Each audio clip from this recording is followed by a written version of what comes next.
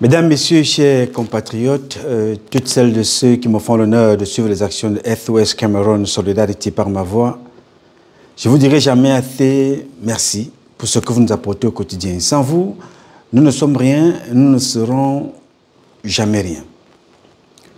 C'est pour cela que je ne manque aucune occasion, ici comme ailleurs, pour vous renouveler nos remerciements. Merci à toutes et merci à tous. Mes chers amis, mes chers compatriotes, toutes celles de ceux qui sont des humains, qui se reconnaissent humains, je vous dis merci. Merci pour l'attention que vous avez apportée au Cameroun, en particulier à notre compatriote qui a été sauvagement abattu, assassiné, tué, moins qu'un animal. Parce que dans des pays développés, on vous dit tuer les animaux, les vaches, les chèvres, les poules, les coqs, avec respect. Ne pas les stresser. Mais ce monsieur a été tué, ce jeune compatriote a été tué moins qu'un animal, avec une brutalité inouïe, qui s'avoisine là à des pratiques rituel. C'était un crime rituel. Parce que quand on tue quelqu'un, on découpe ses parties, on découpe les doigts, les orteils, on rase ses cheveux, on viole, on l'abuse sexuellement, on le brûle parce qu'il faut sentir la douleur. Parce que le démon aime la douleur et le sang. Oui, c'est dans ces conditions-là que notre compatriote a été assassiné. Oui, monsieur. Ça se passe au Cameroun, sous l'ère Biya. Il s'appelait Martinez Zogo. Ça fait beaucoup de peine, n'est-ce pas? Ça vous fait beaucoup de peine à écouter ça. C'est dur, c'est difficile, c'est violent. C'est pour ça, et c'est pour cela que chaque fois que je me place ici devant vous, je veux honorer Dieu et je veux célébrer la vie.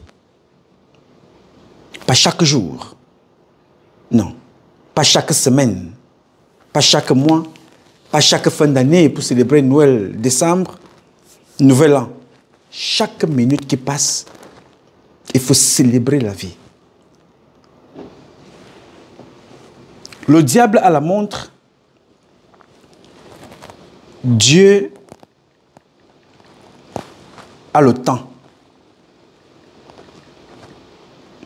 Le diable a la montre, Dieu a le temps. Mes chers amis,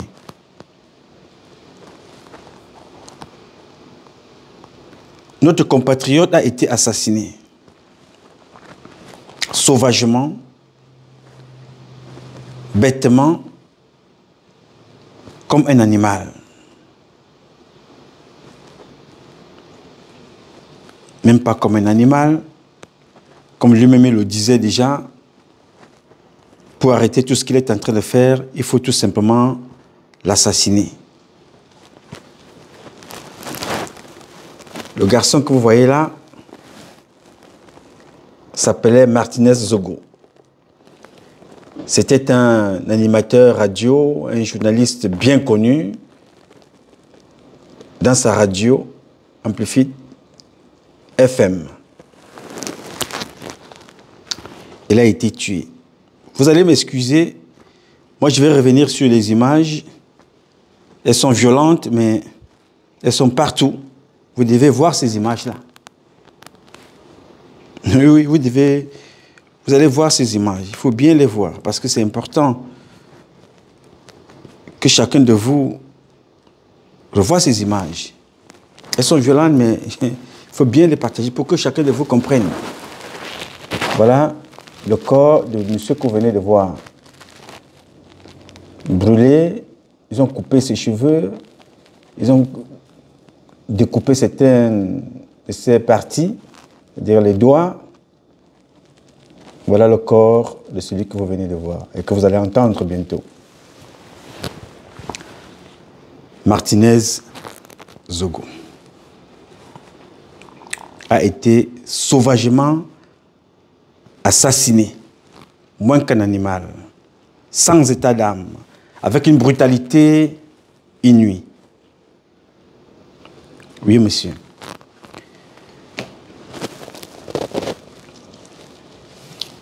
Comme je le disais tantôt, chaque fois que vous sortez de chez vous le matin, parce qu'il est sorti de chez lui, il a dit au revoir à sa compagne, il a dit au revoir à son épouse, à ses enfants. Il dit, voilà, je vais au travail à ce soir.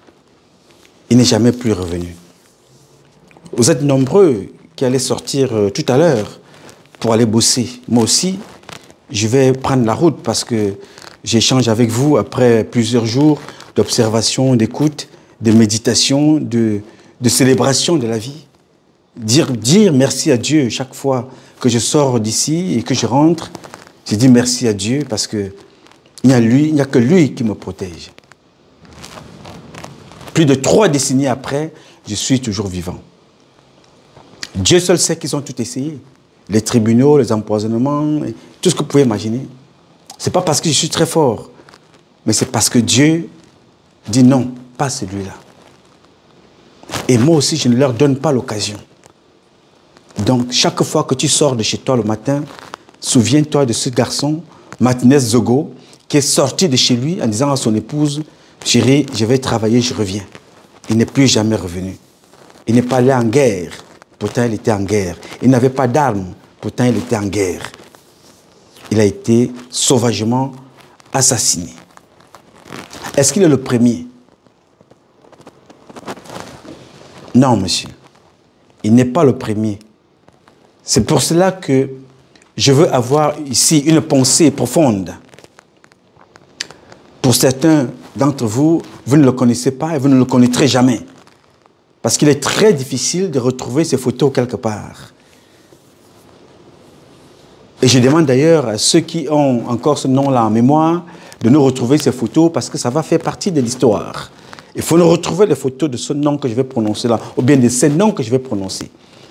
Vous avez mon email nouma, N-O-U-M-A, .patrice@yahoo.com. Vous avez mon WhatsApp 001 551 666 1027.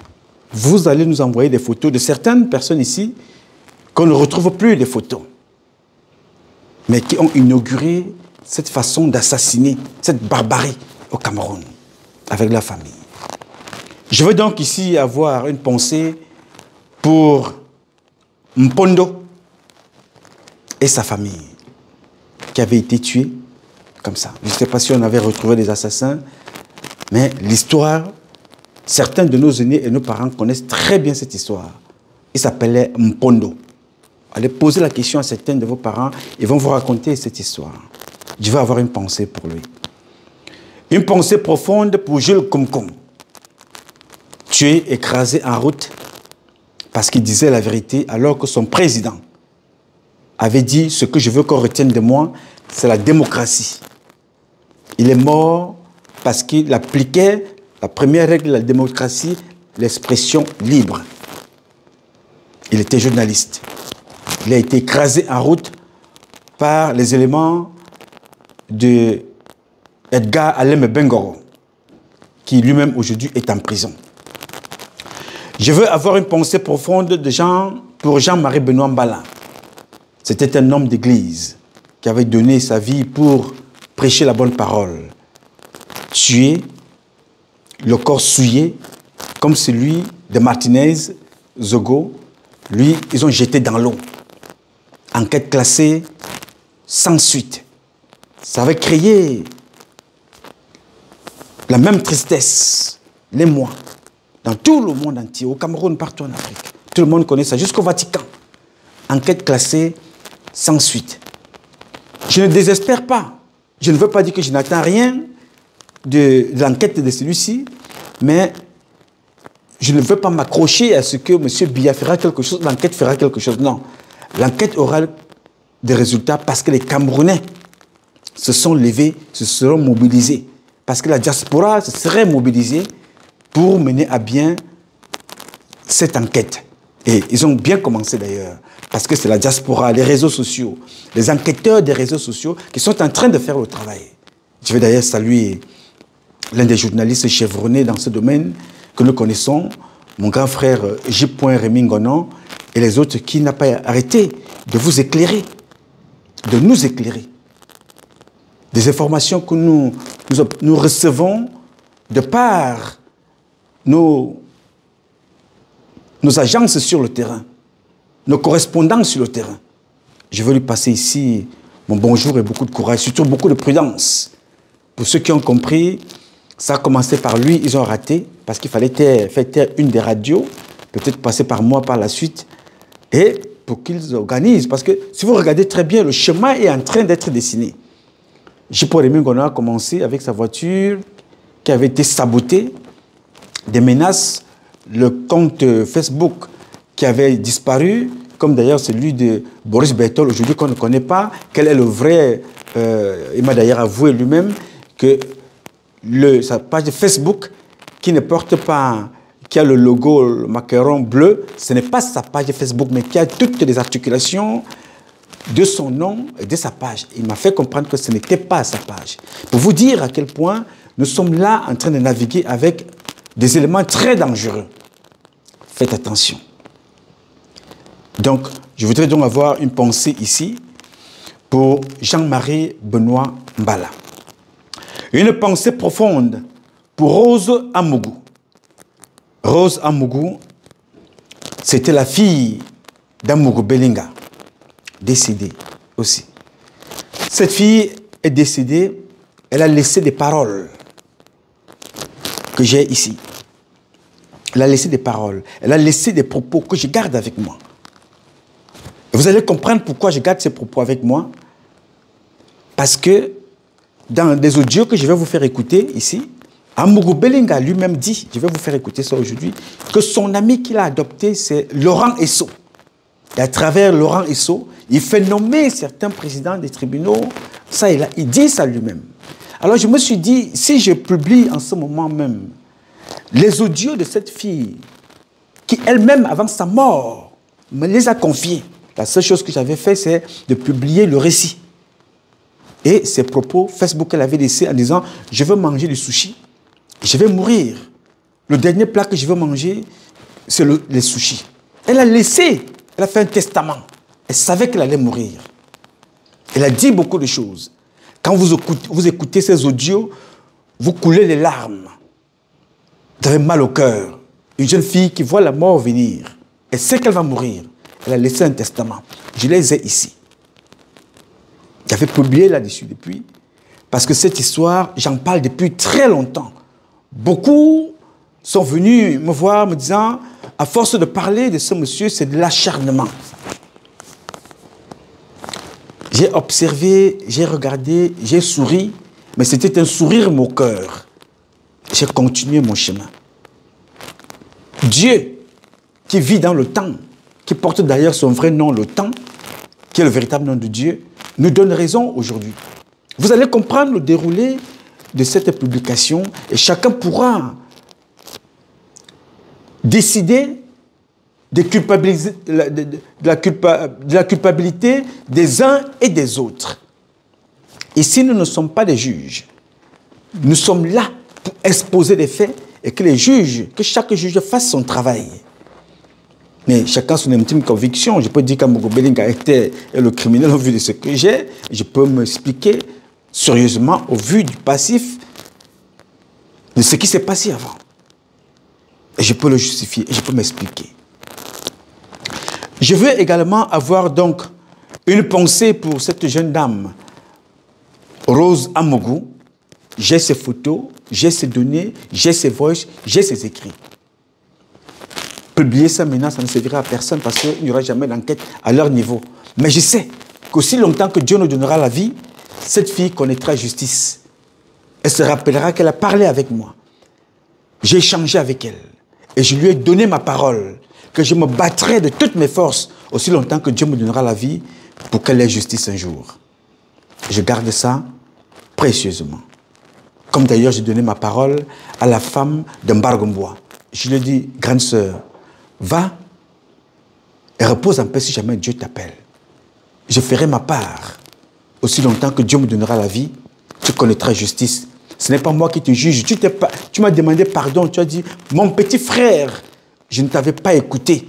J'ai cru que tu étais mon ennemi, l'ennemi de ma famille et de mon mari, parce que je croyais que j'étais dans le bon. Mais le temps passant, je me suis rendu compte que j'ai mal fait. Mon fils, mon petit frère, pardonne-moi. Je lui ai dit, grande sœur, ce n'est pas moi qu'il faut demander pardon. Moi, je ne suis que quelqu'un qui parle. Demande pardon à Dieu. Moi, je n'ai aucun problème avec toi. Elle m'a confié aussi ses propos. Elle dit, reste t'occuper de tes petits frères, tes petites soeurs et tes neveux. Mais ne publie pas ça. Si je suis encore en vie et que ces gens-là sont encore aux affaires, ils vont tuer mes enfants. Je les ai ici aussi, également. Et je respecte sa parole. Et je lui ai dit, je ferai de mon mieux aussi longtemps que Dieu me donnera la force pour protéger les tiens. Et je le ferai. Je veux avoir une pensée profonde pour Christiane Sopo. C'était la secrétaire de Marafat Hamidou Yahya qui avait été dépecée dans son lit et chez elle par des éléments de la garde présidentielle. J'ai leurs photos, j'ai leurs déclarations que j'ai déjà publiées ici une fois. Ceux qui ont participé, notamment un qui avait participé et m'a donné toutes les informations. J'ai publié une partie ici. Je veux avoir une pensée pour elle. Je veux avoir une pensée pour le commissaire divisionnaire Okole. Il n'y a pas très longtemps qu'il a été assassiné. À peine après la retraite, il a été assassiné devant sa porte. L'arme du crime démontre qu'il avait été assassiné avec l'un des couteaux du GSO. Je veux avoir une pensée pour lui aussi. Je veux avoir une pensée pour un gardien de nuit. Il s'appelait Oumaro. Il travaillait pour un professeur, Monet Béné. Je veux avoir une pensée pour lui aussi. Tué dans les mêmes conditions que Martinez Zogo. Violé, sodomisé, poignardé. Je veux avoir une pensée pour ce jeune qui avait été défenestré au Mont Fébé par Martin Belinga Eboutou et ses amis. Je veux avoir une pensée pour ce garçon-là. Ça s'était passé aussi à Yaoundé. Je veux avoir une pensée pour Alfred Zibi. Tué, empoisonné aussi, parce qu'il avait choisi de dire la vérité et rien que la vérité. Je veux avoir une pensée pour Maître Ngongo Otou, assassiné en 1988.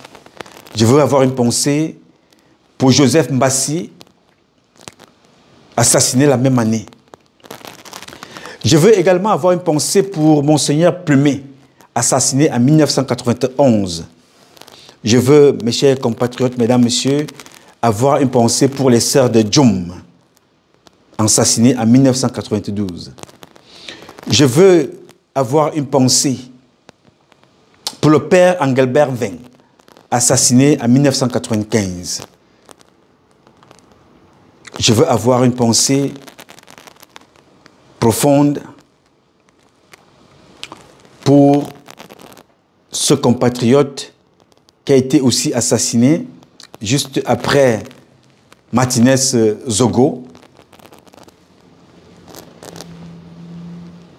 le concessionnaire automobile. Il était originaire du Grand Nord. Je vais vous donner son nom au courant de cette publication.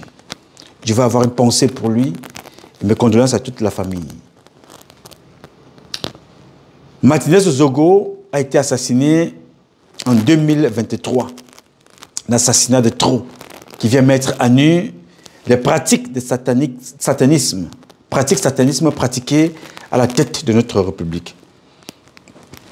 L'assassinat de Martinez Zogo, comme je vous l'ai dit au début de cette publication, était un crime rituel. Les doigts coupés, violés, abusés, sodomisés, en présence, d'après les dires d'Amougou Belinga, et ça s'est passé dans l'immeuble Ekan. D'après les informations que nous avons reçues. Mesdames, Messieurs, c'est très douloureux. Très, très dur. Je voudrais ici, avec vous, essayer de partager les dernières, je ne veux pas dire les dernières, mais l'une des dernières sorties de notre compatriote Martinez Zogo. Je voudrais partager ici avec vous l'une de ces dernières sorties. Pour qu'on essaye un peu de comprendre le personnage. Qui était-il? Comment fonctionnait-il? Qu'est-ce qui a conduit à tout ce qui arrive? Est-il allé braquer quelque part? Est-il allé violer? Est-il allé voler? Qui était-il? Pour ceux qui ne le connaissent pas ou qui ne le connaissaient pas, je vais partager avec vous un extrait de ce qu'il publiait au quotidien. Écoutons ensemble. Ce monsieur qu'on appelle Jean-Pierre Amougou Bellinga, il n'est ni président de la République, il n'est ni président du Sénat, ni président de l'Assemblée nationale, ni président du Conseil économique et social, ni premier ministre chef du gouvernement, ni ministre d'État. Il n'est que prestataire de services qui bénéficie entre autres des subventions de l'État pour faire certaines choses. L'argent du contribuable camerounais. Il parle n'importe comment à tout un secrétaire général de la police nationale, c'est-à-dire la deuxième personnalité de la police. Après Mbargangele, c'est le secrétaire général de la police. Il lui parle n'importe comment. Quelqu'un qui a été nommé par le président de la République, son Excellence Paul Biya. Et on ose dire aux gens qu'on soutient le président de la République. C'est un soutien de façade. Plus grave, tout un ambassadeur qui est le représentant du président de la République dans un pays, nommé par le président de la République, qui est un diplomate, vous lui parlez n'importe comment. Imaginez-vous, toujours le prestataire de service. Vous voyez que je refuse de dire qu'il est opérateur économique. Il ne perd rien dans l'économie. Rien. Vous comprenez? Il est prestataire de service. Il gagne les marchés à la présidence et partout. J'arrive sur Aivo dans quelques jours. Je vais gâter le coin. C'est pas possible ça. Non. Les documents, si. On va voir ça dans ce pays. Alors, le bon monsieur ose parler n'importe comment à un ambassadeur. Chers frères et sœurs, sommes-nous encore dans un pays normal? Non. Où un prestataire de service méprise tout un ambassadeur, monsieur le président de la République. Monsieur le président de la République. Non. Même Franck Biya, votre fils, n'a jamais, au grand jamais, manqué de respect à l'un de vos collaborateurs, même le plus petit, Franck Biya, qui est votre fils. Jean-Pierre Amougou Bellinga, prestataire de services, il gagne les marchés. Vous comprenez? Et après, Motazé lui donne les subventions. Ligne 94, ligne 65. C'est Motazé. Motazé. Tu viens partir en prison, Motazé. Dans ce pays-ci, hein. Moi, je ne veux pas vous laisser. Vous allez seulement me tuer. Ça a été fait. Vous n'avez qu'une chose, seule chose à faire, c'est de finir avec moi. Ils l'ont fait. Vous comprenez? Frangin. Mais avant cela, je vais vous montrer que la papaye, c'est le fruit du blanc. Alors, Jean-Pierre Amougou Belinga parle n'importe comment à un ambassadeur à Zamboua, le pays de Paul Biya. Et on laisse faire, on regarde. Parce que tout le monde a peur.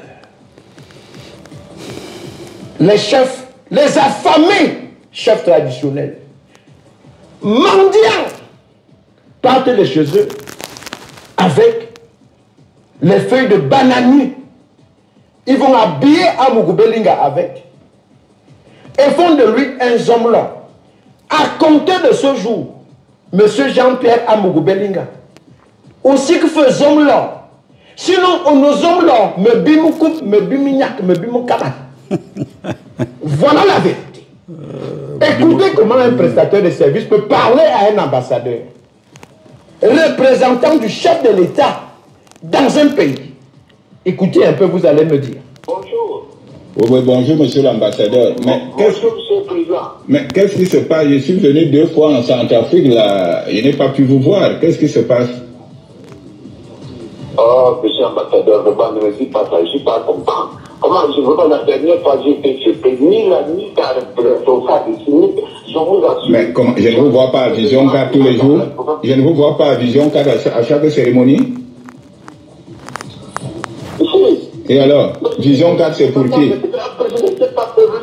Non, grand frère, écoute. Non, écoute. Chaque fois que je venais là-bas, on venait manger chez vous. On est d'accord. Vous nous laissez, voilà, laissez-moi finir. C'est moi qui vous appelle, monsieur l'ambassadeur. Il y a quel problème? J'ai appelé le directeur général du Trésor, le ministre des Finances, il a réglé le problème. Il veut même encore vous envoyer autre chose. Est-ce qu'il y a un problème? Quand il y a même souvent, bon, on est au téléphone. Dès le début, là, je sais que le grand frère est là. On voit. On est au téléphone, mais il enregistre quand même. Vous voulez que je raccroche ou quoi? Vous voulez que je raccroche? Mais il enregistre. De mon côté, je t'assure que de mon côté, il n'y a aucun problème. Mais ce jour-là, j'arrive à une réunion, tous mes collaborateurs me disent que de ce matin, il y avait quelque chose que tu n'as pas vu. Mais attendez, tous les ambassadeurs, lors de l'inauguration même de Vision, lors de l'inauguration de Vision, tous les ambassadeurs de la République étaient là, sauf vous. Comment pensez-vous ça alors que c'est vous qui nous accueillez? J'ai voyagé avec votre épouse dans mon jet privé. Qu'est-ce qui se passe? Ce que je te dis dans mon Facebook. Non, écoute-moi. J'ai compris que vous, les hommes de l'Ouest, vous êtes des pauvres types. Qu'est-ce que je n'ai pas voulu faire pour vous? Non. Vous m'avez parlé là, je vous ai fait envoyer l'argent sans correspondance. C'est comme ça qu'on dit merci aux amis? Chaque fois qu'il y a une cérémonie en RCA, quand il y a une cérémonie en RCA, n'est-ce pas, je viens manger chez vous parce que nous pensons que c'est la fraternité. Qu'est-ce qui se passe? Parce que Kouemo vous manipule? Moi, je veux rendre compte. Non, je veux rendre compte du chef de l'État de ce comportement-là. Notez cette partie-là. Non, écoutez, je veux rendre compte du chef de l'État. Ça, c'est de la provocation? Non. Comment? Je vous donne des millions, vous me faites le chantage? Non, vous savez bien, vous savez de quoi je parle. 400 millions que j'ai donné à votre ami Kouemo. 100 millions au ministre des Télécommunications, il a bouffé. Vous voulez que je commence à citer avec vous? Ne me provoquez pas, hein? Monsieur, taisez-vous, monsieur l'ambassadeur. Taisez-vous. Taisez-vous quand je parle. Vous taisez. Vous payez pour ce que vous... Taisez-vous, monsieur. Non, écoutez. Vous voulez que je raccroche? Vous voulez voir ma réaction? Je ne suis pas d'accord. Parce que moi, il doit danser. Mais ce que je dis, c'est que vous avez besoin de 400 millions. Ambassadeur, vous ça pas faire, hein? 400 millions avec Kouemo. Et chaque fois, j'intervenais ainsi de suite là. Vous avez fait quoi en retour en dehors de venir? Qu'est-ce que je n'ai pas donné à votre épouse comme argent et vous-même? Je n'ai pas voyagé avec elle dans mon jet. Vous avez déjà 8 pieds dans un jet depuis que vous êtes né. Je suis très déçu. Hein? Bonne soirée, vous n'avez rien à dire. Vous me la bouclez, monsieur. La bouclé. Et je ne voudrais plus que je ne vais plus voir votre ombre à Vision Finance. Je m'arrête là. Je n'ai même pas envie de saisir les autorités. Seigneur, Dieu le Père, créateur du ciel et de la terre, c'est ça. un prestateur de service, dit à tout un ambassadeur, représentant du chef de l'État. Taisez-vous, monsieur. Vous me la bouclez. Taisez-vous. Je ne veux plus voir votre ombre à Zamboua. Non. On a laissé faire. On a laissé faire. Il parle n'importe comment à un ambassadeur, quand même. C'est-à-dire, c'est inadmissible. Dans un pays sérieux, on ne l'admet pas. Il n'y a qu'au Cameroun. Après qu'il ait fait cela au secrétaire général de la police, Dominique Baya, qui tremblait au téléphone. Un secrétaire général de la police qui tremble devant un prestataire de service. C'est écœurant, s'il vous plaît. Ça me fait très mal au cœur. On est devenu quoi? Où sommes-nous? Dans une république batte. Bien. Là, nous venons donc d'écouter notre frère, pour ceux qui ne le connaissaient pas. C'était son style. Dire des choses après avoir recueilli un maximum de preuves pour partager avec ses auditeurs, toutes celles de ceux qui l'écoutaient, comme ceux qui écoutent J. Rémy Ngono, ceux qui écoutent Patrice Lumumba, ceux qui écoutent toutes celles de ceux qui décident comme ça, parce que de l'autre côté, on sensibilise, on informe, on dénonce. Parce que ils sont très peu au Cameroun aujourd'hui qui ont choisi de dire la bonne information, d'être des journalistes d'investigation. Ils sont très peu nombreux, ces enquêteurs, ces procureurs qui n'ouvrent plus des enquêtes parce qu'ils appartiennent tous à ce qu'ils appellent la fraternité. C'est dans leur milieu, dans leur réseau. Ils pensent être ensemble, de décider de tout là-bas entre eux. Alors, dès que tu es avec eux, tu es capable de tuer. Et puis, bon voilà, dès que ça arrive sur le procureur, il classe. Affaire classée, sans suite, on n'en parle plus. Donc, c'était le style de notre compatriote, Martinez Zogo. Vous avez écouté donc comment parle Jean-Pierre Amougou Belinga, un représentant de l'État. Taisez-vous. Le représentant de Paul Biya, ici aux États-Unis, à New York, Paul Biya est ici. Son représentant s'appelle Tomo Monté. Paul Biya est à Washington. Son représentant, que vous l'aimez, que vous ne l'aimez pas, c'est l'ambassadeur qui est là-bas. Nous lui devons respect.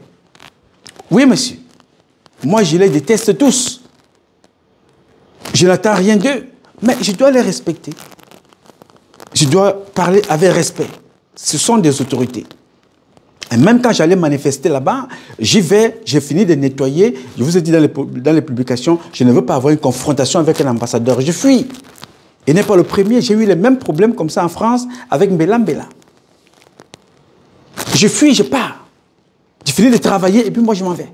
Parce que je ne veux pas me confronter, m'affronter avec ces gens-là. Il y a l'âge, il y a mon éducation, il y a les valeurs que je représente, il y a l'autorité que représente ce monsieur, l'ambassadeur représentant du président de la République. J'ai fini de dire ce que j'ai à faire, je pars. Donc, vous écoutez le frère Martinez Zogo, qui parle de prestataire de services, qui parle comme ça un ambassadeur. Monsieur, vous me la bouclez. Je ne veux plus voir votre ombre à Microfinance. Prestataire de services. Amougou Belinga était, oui, c'est vrai. Mais vous allez comprendre qu'il n'était pas seulement un prestataire de services. Martinez Zogo posait la question, sommes-nous encore dans un pays normal? Il parle comme ça aussi à Dominique Baya, secrétaire de la police. Il y a un audio, là, il appelle Dominique Baya, il le lave sérieusement. Tout le monde tremble. Et vous allez comprendre pourquoi cette façon de fonctionner. Il n'est pas fou. Non. Amougou Belinga n'est pas fou. Il est tout simplement quelqu'un, comme on dit souvent chez nous, trivialement, Moana Ben Yano, c'est-à-dire que l'argent est monté à la tête. Et tout simplement parce que Il sait ce qu'il fait, avec qui il est. Parce que là, la même chose qu'il a fait avec cet ambassadeur, il a fait avec la majorité des gens qui sont au pouvoir, les enregistrés. Il détient beaucoup de preuves concernant Famou Ndongo. Je vais donner quelques-unes de ces preuves-là à ceux qui sont avec moi dans le groupe, preuves à l'image, parce qu'il y a certaines images ici que je ne peux pas publier, là, présentement. Il détient parce que comme ils étaient ensemble, cela détiennent un certain nombre de choses contre lui. Lui aussi, il était un agent régulateur de ce que les gens là prennent, et lui, il régule tout ce monde-là. Vous allez d'ailleurs comprendre quelque chose que quelqu'un a bien voulu expliquer ici avant de continuer. Je vais partager ça avec vous. Je vais vous lire quelque chose ici. J'ai trouvé ça très bien. Partager avec vous, vous allez comprendre. Alors, celui qui m'envoie ça a fait un travail minutieux. Enfin, la nuit des longs couteaux a été officialisée par l'équipe ABC. L'équipe A vient de montrer qu'ils ont les couilles. Dans cette équipe A, vous avez donc, dans ces équipes-là, vous avez, l'équipe A vient de montrer qu'ils ont les couilles. L'équipe A comporte qui? Laurent Esso, ministre de la Justice. Motazé, ministre de l'économie ou finance ou whatever. Atanganji, le fanfaron qui est à l'administration territoriale. Amogo Belinga. Et il y a ici René Sadi, Mvondo Yolo. C'est ce qui a été donné ici. Hein. Ce n'est pas moi qui ai fait cette investigation. Voilà donc l'équipe A. L'équipe B. Ngongo Ferdinand, secrétaire général à la présidence. Chantal Vigourou. Etoga Galax. Assomo Betty. Mbargangele. Abraham Israël. Et vous avez donc également l'équipe C. Voici l'équipe C. Paul Biya, Chantal Biya, Franck Biya, le Lamido de Fouman, le Lamido Red Bouba, Lamido Rayo Malo. Notez bien, Martinez Zogo a été tué par l'équipe A. Pourquoi? Parce que le président de l'équipe B, Ngongo, lui a donné des documents démontrant comment Amogo Belinga a perçu plus de 87 milliards venant de la ligne 94. Avec des documents et des preuves physiques venant d'un haut cadre de l'administration Ngongo. C'est avec ça que le compatriote travaillait. En fait, Martinez Zogo était boosté par Ngongo, d'après ce qui est écrit ici. L'équipe A, ayant à sa tête Laurent Esso, a ordonné son assassinat afin de protéger sa femme Amogo Belinga. Raison pour laquelle aucune force de sécurité officielle n'a été contactée car ils appartiennent tous à l'équipe B. Rappelez-vous, Laurent Esso avait donné un mandat d'amener à la police et à la gendarmerie, d'amener Ngongo. Aucun d'eux n'a obéi. La nuit de long couteau a commencé. C'est très important de conserver ce plan-là qui a été fait ici. Ça, c'est les têtes. Mais toutes les personnes qui ont été citées là ont chacune des branches qui opèrent sur le terrain. Vous comprenez donc ici pourquoi Amogo Belinga est un enfant de course, qui est l'arbre qui cache la forêt. Souvenez-vous, je vous l'avais dit ici, ces gens procèdent à la multiplication des actions pour tuer d'autres actions. Ce n'est pas nouveau. Amogo Belinga n'a pas commencé maintenant. Amogo Belinga pose des actions qui font qu'un homme normal pose ces actions-là et tu n'as pas jusqu'à midi en liberté. Tu es en prison tout de suite. Mais non, il n'est pas fou.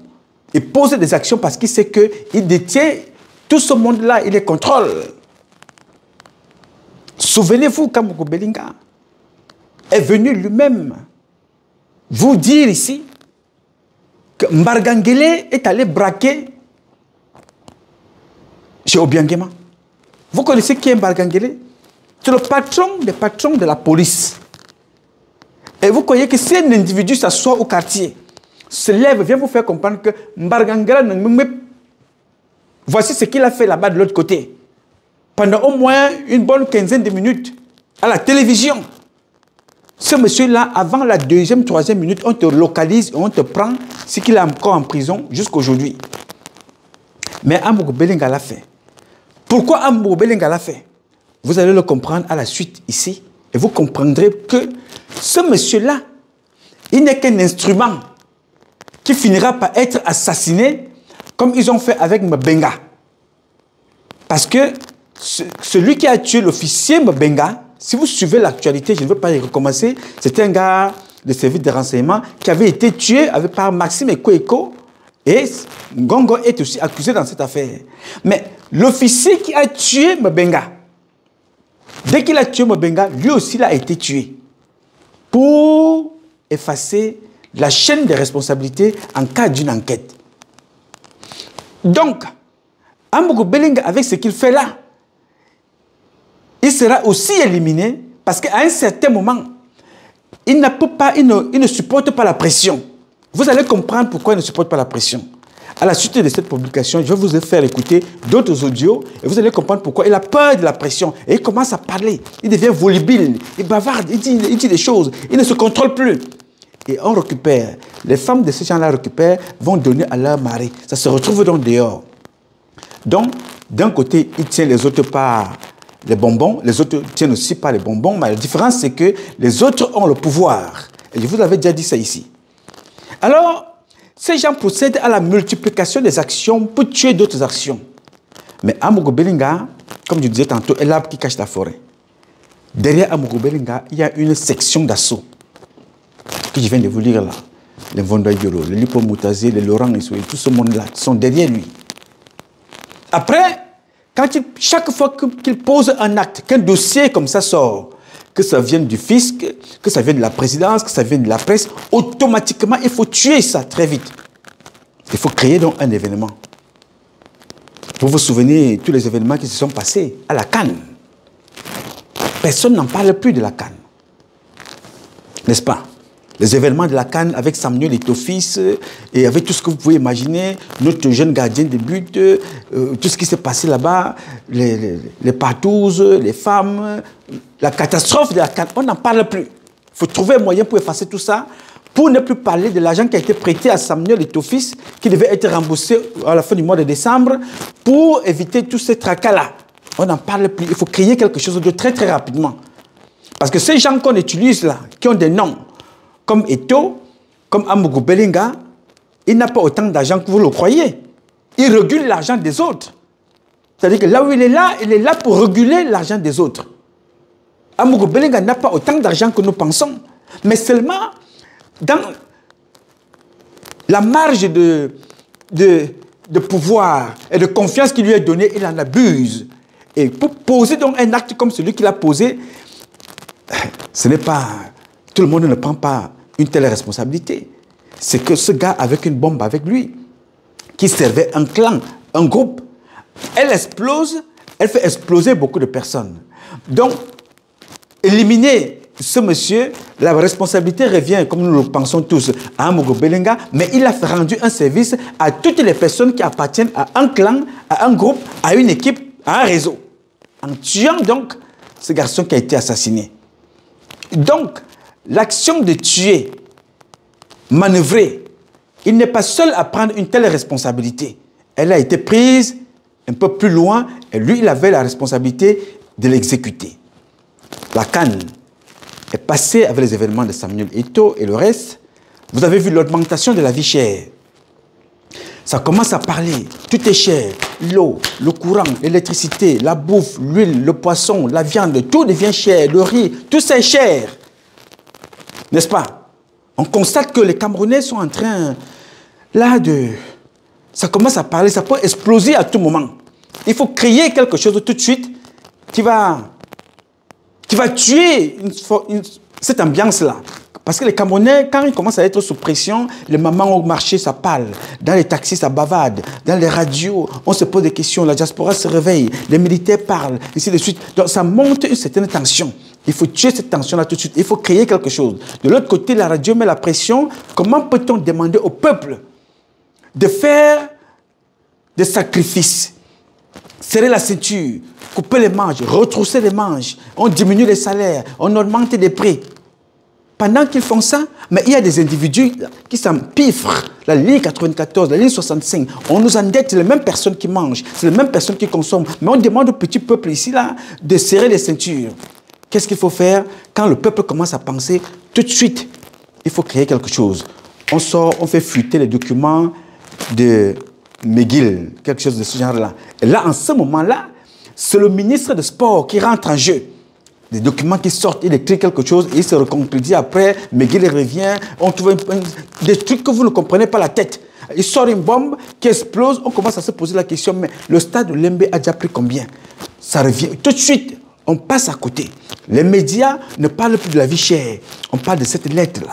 On parle de McGill. On se pose des questions. On s'interroge. Ça jazz. On fait des tables rondes. On fait des débats à la télévision. La diaspora s'accapare de la situation. Les activistes s'accaparent. Tout le monde en parle. On a oublié la vie chère. On a oublié la canne. On a oublié un certain nombre de choses. On est maintenant sur McGill.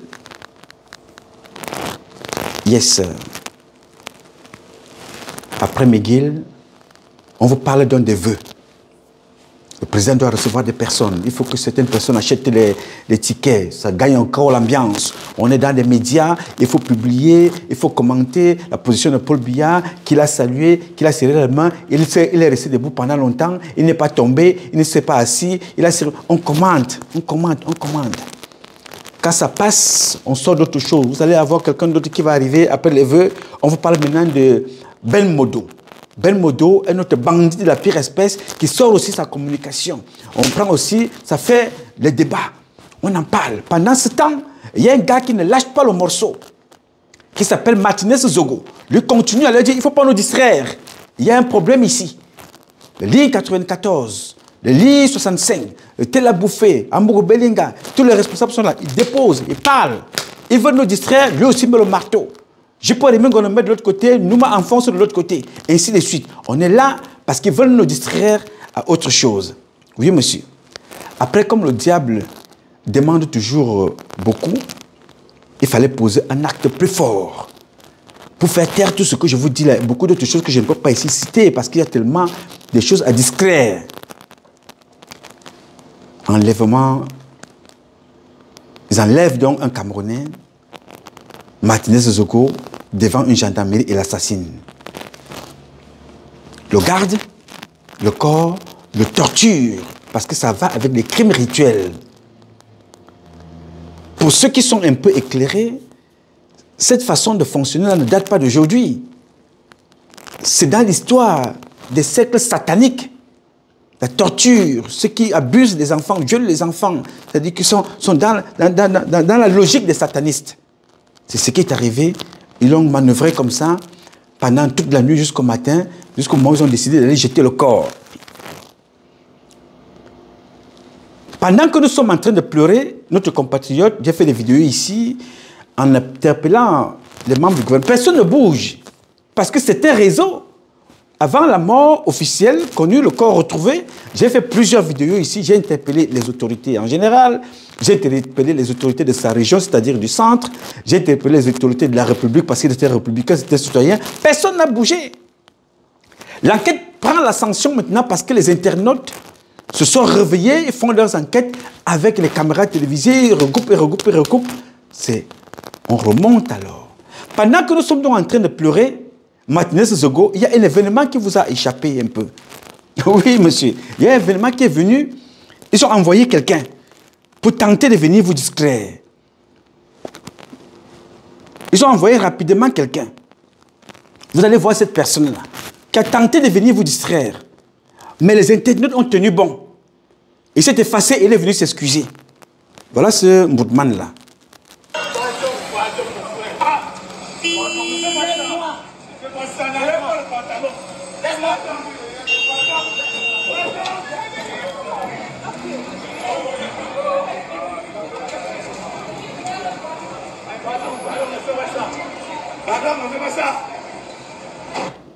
Bien. Pendant que nous sommes en train de parler de mort, assassiné de façon barbare, cet individu qu'on appelle un artiste, qu'on croyait encore être un artiste talentueux, et vous comprenez donc que ces gens font des choses avec beaucoup de calcul. Est-ce qu'il est le premier? Non. Vous avez connu ça avec Nyangono. Un artiste là, il a fait le fanfaron là pendant un moment, et c'est un commerçant qu'on a aussi utilisé comme ça, toujours pour distraire. Là, nous parlons de mort d'homme. Quelqu'un qui a été sacrifié, tué de façon barbare. Un Camerounais, dans son pays, en plein jour. On envoie ce monsieur-là. Peut-être que vous n'avez pas bien vu cette image. Je vais vous la faire revoir encore. Et vous allez écouter ce qu'il dit là. Parce que c'est pour nous montrer que ce n'est pas la scène là qui m'intéresse. C'est le moment où ça se passe. L'ambiance qu'il y a dans le pays. Ce qui se passe. Le voici.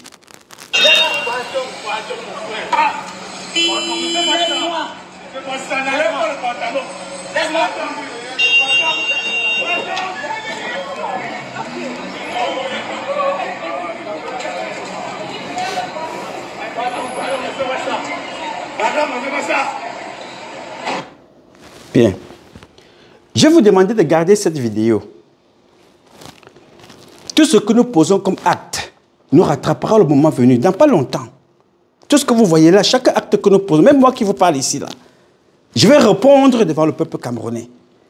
Dans certains lieux, chaque fois qu'il y avait deuil, un crime comme celui-ci, c'est le quartier qui s'arrête.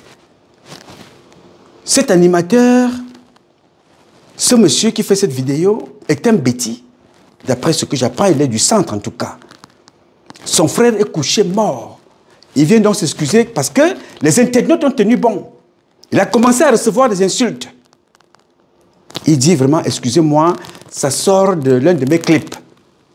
Quelqu'un qui était présent a fait fuiter la vidéo. Il a publié, donc il n'a attendu qu'aujourd'hui. Et souvenez-vous que ceux qui le suivent, nous avons tout copié.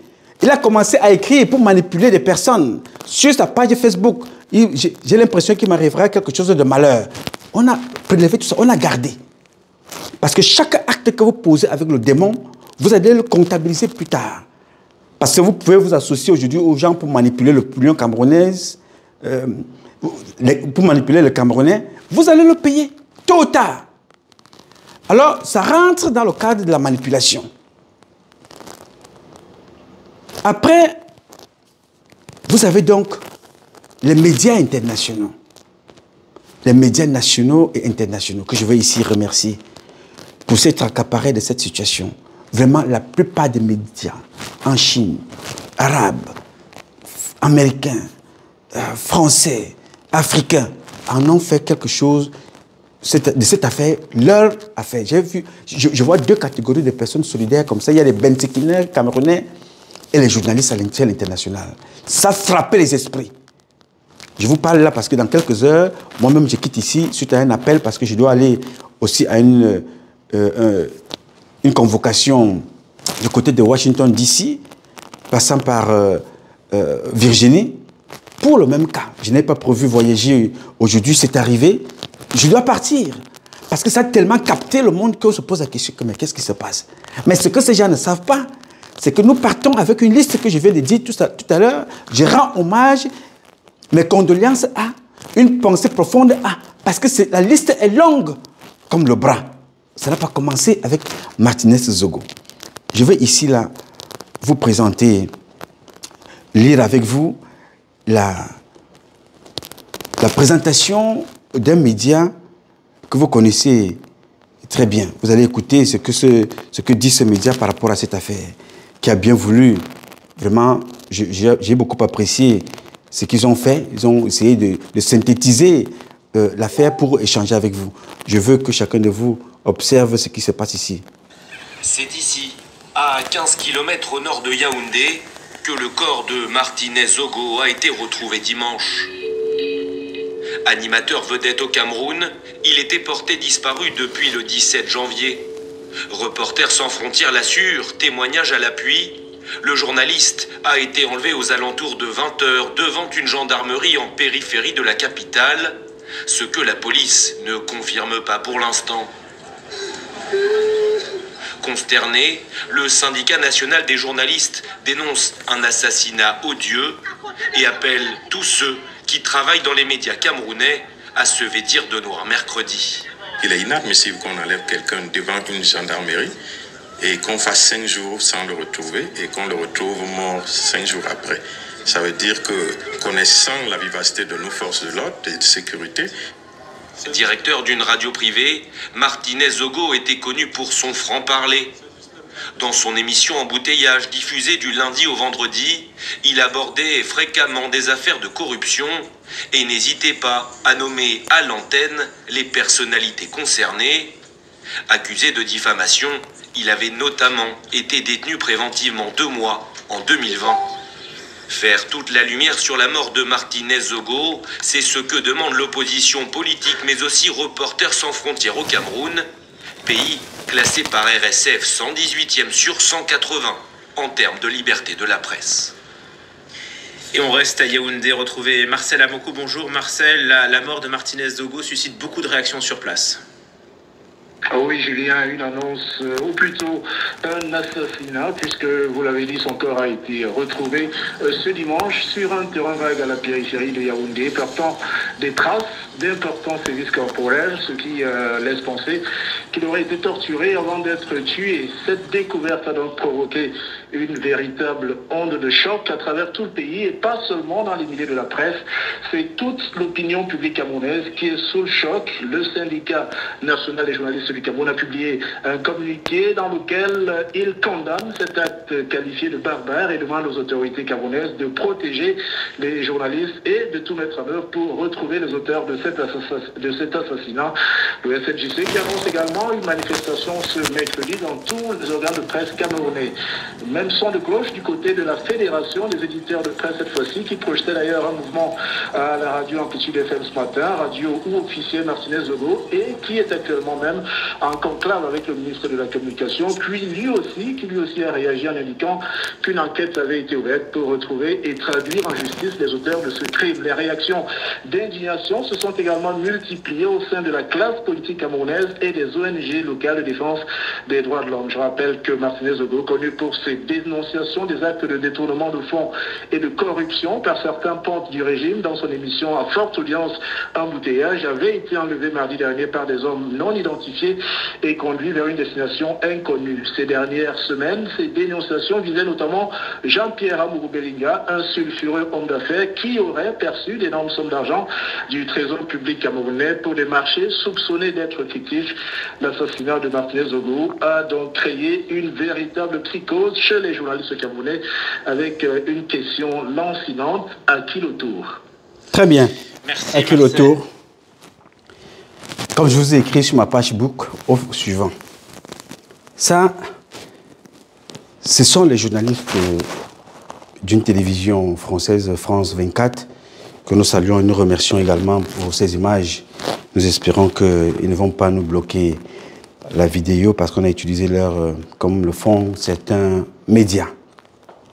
Vous comprenez donc ici pourquoi le problème n'est pas seulement un problème à Amourou Belinga, qui est un problème de prestataire de services doublé d'un enfant de coustes prétentieux, arrogant et audacieux, parce qu'il travaille avec des personnes. Dites-moi, tant soit peu, quelle est la personne dans ce monde, notamment au Cameroun, capable d'insulter, de dénigrer, d'humilier le représentant du président de la République? Mais Amourou Belinga l'a fait. Ce n'est pas d'aujourd'hui, ça fait un moment maintenant, il est là. J'ai dénoncé tout ça ici. Certains membres de ma famille proche sont venus me faire comprendre que Patrice, c'est de l'acharnement. Ouais, vraiment, quand tu parles de lui, est-ce que tu as pensé que les Bamileke font pire? J'ai dit, oh Seigneur, si vous compreniez ce que vous êtes en train de dire, nous sommes aux affaires. Les bêtises sont au pouvoir. Gère ce pouvoir-là. Vous allez donner des instructions aux autres, mais quand vous-même, vous n'arrivez pas à mettre de la propreté dans votre propre maison, même s'il a détourné 1%, 0,0,0,1%, ça doit être sanctionné.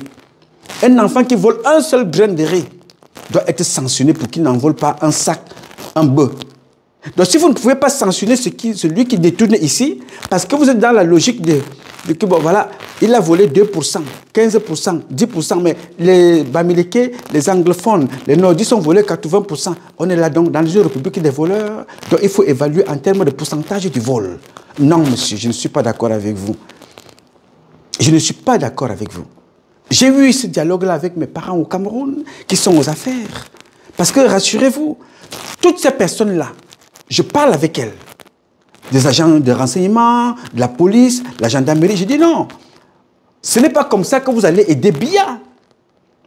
En encourageant quelqu'un qui est aux affaires, qui fait mal, et quand on parle, vous dites que non, c'est votre frère du même village. Mais les autres font, c'est le seul chez nous ici qui réussit à réussir. Je dis que, mais attention, mais quel est ce logique, quel est ce raisonnement? Quel est ce raisonnement? Je dis, la plupart des membres du gouvernement ont mes notes. Avant de vous parler ici, je m'arrange d'abord à écrire pour dire à cette personne-là que voilà ce que je vais écrire. Parce que voici ce qui se passe. Si vous pouvez arranger ça avant, tant mieux. Parce qu'on ne peut pas fonctionner comme ça. Je vais d'ailleurs vous parler d'une publication quand j'ai rentré de mon voyage, peut-être même là-bas, de celui qui a abusé une petite fille de 25 ans et il a demandé d'aller avorter. En allant là-bas, elle est décédée. Je l'ai contacté. Comme je peux contacter le patron de la police, comme je peux contacter Mbargangele, comme je contacte les autres, y compris dans la sécurité militaire, je les informe toujours qu'il y a des problèmes, les Camerounais ne peuvent pas vivre sous une telle pression, il y a des choses à faire. Alors si le Cameroun est dans la situation dans laquelle il se trouve aujourd'hui, c'est même parce qu'on ne nous écoute pas. Nous ne sommes pas des meilleurs, mais si ces gens mettaient en pratique les réflexions, les propositions que font les Camerounais de partout dans le monde, ce que le Cameroun a une autre vision. Mais ces gens ont dans leur vision le fait tout simplement de s'empiffrer très vite. Ils ne suivent pas. On n'observe pas. Amourou Belinga humilie la femme du contre-amiral Joseph Fouda. C'est terrible. Vous avez déjà écouté ça ici? Je vais vous faire réécouter quelque chose. Et vous allez comprendre pourquoi est-ce qu'Amourou Belinga se comporte comme il se comporte là. Écoutez attentivement, je vous ai dit ça au début. J'aime vous dire les choses de façon chronologique. Que chacun d'entre vous comprenne. Qu'est-ce qui se passe? Comment est-ce qu'on a fait pour en arriver là? C'est un laisser-faire, comme l'a dit notre compatriote qu'ils ont assassiné. C'est un laisser-faire. Ce laisser-faire-là n'est pas fait pour hasard. Ce n'est pas fait par hasard, c'est parce que Amourou Belinga avait gagné trop de confiance et là où il était, il les tenait aussi. Vous voyez un peu? Je vais ici trouver cette publication de Amourou Belinga. Voilà, il faut que je trouve cette publication-là ici. Pour échanger avec vous, je vous laisse le temps de l'écouter attentivement. Vous allez comprendre pourquoi est-ce que Amourou Belinga se comporte comme ça. Souvenez-vous que je vous ai dit c'est quelqu'un qui ne supporte pas le stress. Et à un certain moment, il a cru qu'avoir beaucoup d'argent lui donnait droit à tout et n'importe quoi. Il s'est donc retrouvé face à une situation de pression. Et il était obligé de se lâcher. Vous allez écouter ce qu'il dit ici. Là, il parle avec la femme d'un général. Écoutez le ton. Pas n'importe quel général, en fait. Contre-amiral. C'est le conseiller spécial de Biya. L'homme qui parle à son oreille. Il parle à Biya. Il chote dans l'oreille de Biya. Sa femme se retrouve là-bas, humiliée. Mais ce n'est pas seulement ce que sa femme subit, mais c'est ce qu'il dit concernant Mbargangele. Suivez attentivement. Si vous ne le suivez même pas, je vais vous aider à retrouver les propos. Écoutons. Ou bien l'autre, bien après. Attendons, attention un peu. Je vais reprendre ça parce qu'il y a un petit problème ici. J'ai l'impression que le haut-parleur n'a pas été très bien connecté pour que vous puissiez avoir un son. Voilà, ça me marque là qu'il n'était pas connecté. Parce que je veux que tu suives ça attentivement. Parce qu'il ne faut pas seulement qu'on voit là où on est tombé, il faut regarder où on a cogné le pied. Nous allons accuser Amogo Belinga de criminel, d'assassin par rapport à tout ce qu'il fait au quotidien. Le crime n'est pas seulement un crime parce qu'on a tué quelqu'un. Le crime économique, donc il n'y a même pas de responsabilité. Tu ne peux pas avoir autant d'argent et qu'il n'y a aucune enquête. Dès que tu t'attaques à lui, tout de suite, lui pour Motazi s'interpose.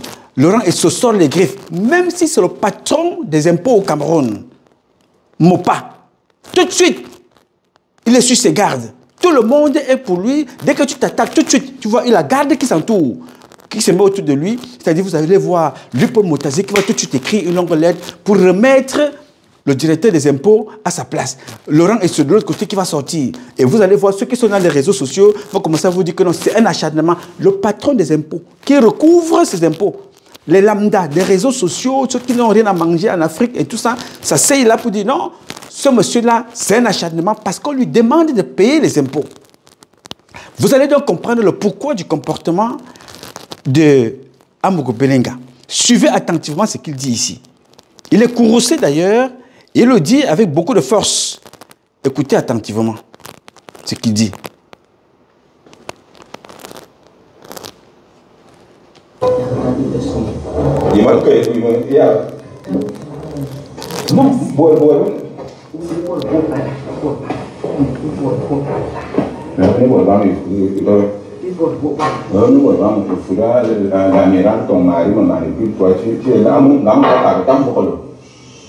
Il dit que le mari de cette dame-là, de Madame Fouda, l'amiral, le manipule. Amogo Belinga dit à la femme du contre-amiral que son mari le manipule Amogo Belinga. C'est ce qu'il dit. Et il est d'ailleurs très très énervé. Écoutez attentivement. Il dit, ton mari me manipule. Non. Tam Ferembe, fermez la porte. La porte est fermée. Non. Encore ici.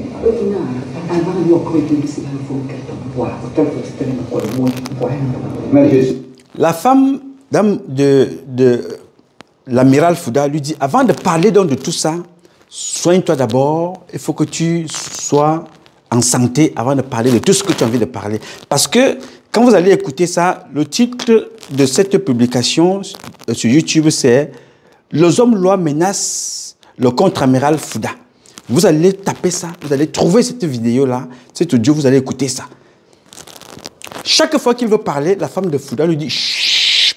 Il y a les gens qui t'écoutent. « Chut !» Ne parle pas fort. Il dit « Non, je ne parle pas fort. Pourquoi? Je suis chez moi ici. Je suis libre de dire ce que j'ai envie de dire. » Écoutez. Il y a des hommes-là qui dépassent les hommes-là. Je suis le homme-là. Mais attends, tu me parles honnête pour mon c'est quoi même ton mari est général, moi je suis le homme-là des hommes-là. Ton mari est général, moi je suis le homme-là des hommes-là.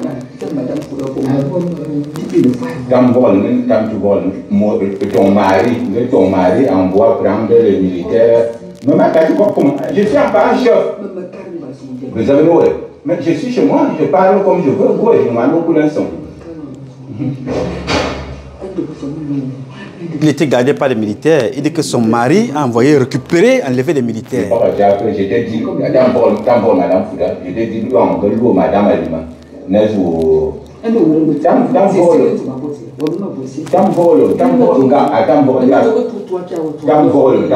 Monsieur Fouda, je ne l'ai jamais salué dans ma vie alors qu'on est même village. Je ne l'ai jamais, le contre-amiral, je ne l'ai jamais salué dans la vie. Ils ont dit au moment où mon numéro fixe où est au bureau, j'ai appelé d'abord, fait dans la non, donne-moi le numéro. Non, quand le numéro parlait, c'était 222 ou quelque chose et tout. Voilà. Madame Yang, Madame Alimon, Dame Dormion. Vous savez que je suis malade. Et les gens là ont failli me tuer, ton mari me mettait dedans. Voilà. Bon, c'est une balle. Il dit que il est malade. Ces gens ont failli le tuer et le contre-amiral était parmi les gens qui voulaient le tuer. C'est Amougou Belinga qui parle. Parce que nous parlons d'un crime aujourd'hui. Je suis en train de vous ramener là où nous avons cogné le pied en écoutant, en observant, avant d'aller vivre ce que nous vivons aujourd'hui. Il dit qu'il a failli être tué et le contre-amiral est parmi les gens qui voulaient le tuer. Et la femme du contre-amiral dit non, c'est Mbargangele. C'est entre eux les bêtis. Je suis là aujourd'hui en train de vous donner tout simplement ce qui se passe dans la famille là. Écoutez. Alors? Mais vous avez dit à ma femme, ce n'est pas moi. Quand je cherche mon argent, elle est là dans ses champs. Ça rigole. J'accepte mon épaule jusqu'à la mort, c'est-à-dire que je le soutiens. Bon, tout ce que je donne en banco là, à quoi ma caméra, tout le monde, est-ce que tu as même vu un coup une femme est-ce que bon, ton mari, M. Foula, dit un jour que oui, Amougou, merci. Sur nos politiques, quand vous êtes allé faire la fête chez ma belle famille, puisque mon épouse, il va dans la caméra, mon gars, le salopard de lui de son bas, 60 millions pour organiser ça. Il n'a même pas dit à ton mari. 60 millions. Blaze, c'est qui? Voilà notre clown que je ne connais pas. Il dit 60 millions. Bon, l'autre jour, c'est une femme. Attends un peu. En mon bois, c'est une dame. Je sais qu'on appelle même au Bacalao. La femme, elle s'appelle comment? Je dis tout le monde parce que je ne suis pas dans le reçu. Et je suis énervé. Parce que ce qu'on a eu. C'est votre mari, Marindra, enlève les policiers chez moi. Écoutez. Non, madame Alima. Je crois que. Ouais, au soir, est-ce que j'étais obligé d'appeler les gens à Melun avec des machettes et tout ça? Écoutez, hein. Mais vous parlez de policiers, mais à la banque, j'ai des contrats, pas pour avec votre mari, mais j'ai des contrats avec Marindra qu'on paye tout chaque mois. Si je crois que tu peux pas dire oui, il est là. Vous avez écouté, non? On a enlevé les policiers chez lui. Il précise très bien que je peux porter plainte. J'ai un contrat avec Mbargangele, je paye tous les mois. Tous les policiers que vous voyez là, je les paye tous les mois. Vous écoutez? Il dit, j'ai été obligé d'appeler des gens de venir avec des machettes et des goudins pour venir me garder. Je paye tous les mois Mbargangele et ses policiers. Tous les mois, je paye. C'est pour vous dire dans quoi nous jouons. Ce monsieur, il a pris beaucoup de zèle, mais il sera aussi victime parce qu'on l'utilise, parce qu'on a compris qu'il a la même posture que Paul Biya chez les Français. Paul Biya, c'est un moumou, un boutoukou que les Français utilisent. On manipule, on fait de lui ce qu'il veut. Pendant ce temps, son peuple s'entretue. Bon, on a trouvé aussi celui-ci. On a trouvé que c'est un gars bling-bling qui aime le bling-bling. Donc, il aime le pouvoir. On lui donne l'illusion du pouvoir. À la fin, qu'il ne contrôle rien. Parce qu'il paye la police, et on enlève la police chez lui. Pourtant, il a le contrat. Il dit, je peux porter plainte. Écoutez attentivement. D'où venons-nous? Où allons-nous? Avec qui cheminons? Et comment cheminons-nous? Il faut comprendre d'où viennent ces choses-là. La suite. Il est la seule personne au Cameroun qui est... Écoutez, je reviens. C'est votre mari, Marindra, enlève les policiers chez moi. Non, madame Alima. Je crois que... Ouais, au soir, est-ce que j'étais obligé d'appeler les gens à Melun avec des machettes et tout ça? Mais vous parlez de policiers, mais à la banque, j'ai des contrats, pas avec votre mari, mais j'ai des contrats avec Marindra qu'on paye tout chaque mois. Si je crois que tu peux pas dire oui, il est l'ami des sous. Il est la seule personne au Cameroun qui est... Écoutez. Je vais te dire.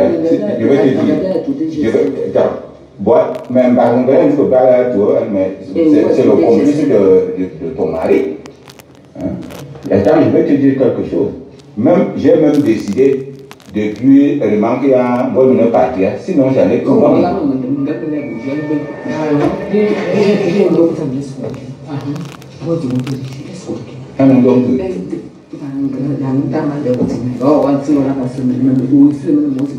Mais on se connaît depuis 10 ans. Est-ce que tu m'as amené chez toi à la maison? Mais soit tout le temps ici, de temps en temps même, je t'envoie un peu d'argent, je te dépanne un peu. Moi, j'appelle le miettes. Quand je donne 1 million, c'est les miettes. Est-ce que je connais ta maison, Madame Fouda?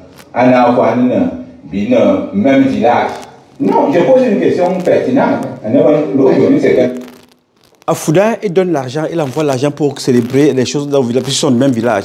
À sa femme, la femme de Fouda, il donne parfois 1, 2 millions, il dit que ça c'est des miettes et tout ça.